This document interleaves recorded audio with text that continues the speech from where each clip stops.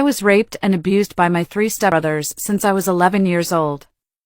Unable to bear the situation any longer, I took the lives of the 3 of them, and as a result, I was sentenced to death. My name is Sophia Johnson. I was an ordinary American before taking the lives of my brothers. I am 20 years old and a former university student. Allow me to tell my tragic life story. Since childhood, I have dealt with the abuse and violence from my stepbrothers, and it was extremely frequent. After the tragic loss of my father and with my mother already deceased, I was under the care of my stepmother, which turned my life into a true chaos. Night after night, my 3 stepbrothers would invade my room to commit collective abuse, bringing a sense of disgust and discomfort. This situation was unbearable, and I tried to talk to my stepmother about what was happening, explaining in detail about the numerous unwanted abuses and invasive actions. Unfortunately, she did not understand the gravity of the situation, saying that we were young and should enjoy life. Faced with this unsustainable situation, I decided it was time to take drastic action to end my suffering. I gathered the courage and began to elaborate a meticulous plan to eliminate once and for all those who caused me anguish and pain. I knew I had to act with caution and intelligence because they were individuals involved in crime, aware of the dangers of the streets. I started my endeavor by studying each of their behaviors meticulously. I observed their movement patterns, their favorite places, the times they came and went, as well as their usual companions. This information was crucial for the elaboration of a foolproof strategy. I realized that the best opportunity to execute my revenge would be within our own house. But for that, my stepmother had to be absent.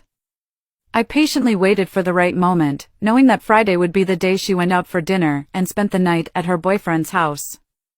The first step of my plan was to block all the entrances and exits of the house once the 3 of them were inside.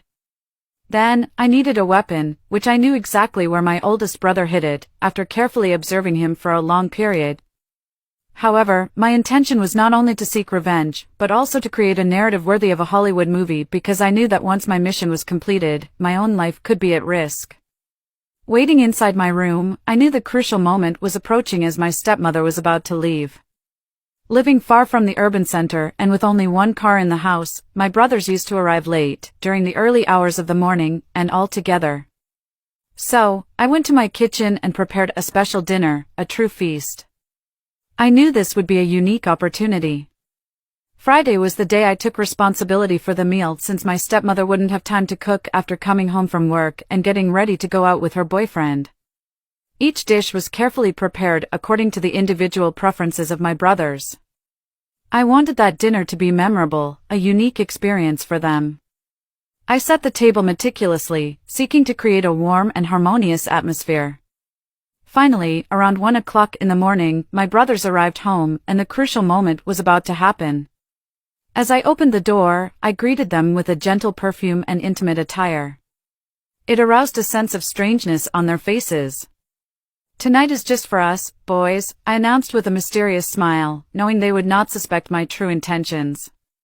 The youngest brother noticed something different about me, but trusting the image they had of me as an innocent person, he didn't question anything. After seeing me in that state of semi-exposure, they decided to have dinner after the abuses. That's when my plan came into actio.